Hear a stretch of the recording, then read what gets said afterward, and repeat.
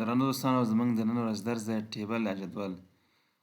جدول یو منظم جوړښت دی چې د معلوماتو د منظم ښودلو لپاره کارول کیږي. جدول د دوه برخو څخه جوړ دی چې یو ته یې افقي ستون وایي او بل ته یې عمودي ستون وایي.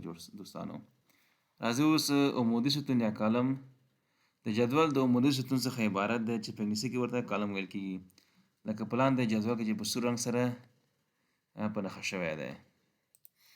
دا ګورئ دوستانو دا په کوم سور رنګه په نښه شوی دی په سور رنګ سره دې ته عمودي ستون یا کالم ویل کیږي. دوستانو دغه مکمل دې ته کالم یا عمودي ستون.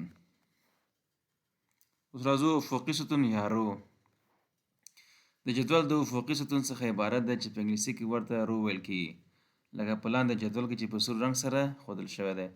ګورئ دوستانو دې ته رو یا افقي ستون ویل کیږي. لکه دا د اول رو، دویم رو، دریم رو، څلورم رو. راځئ همدغه اوس په عمل ډول په اکسل فایل کې ګورو.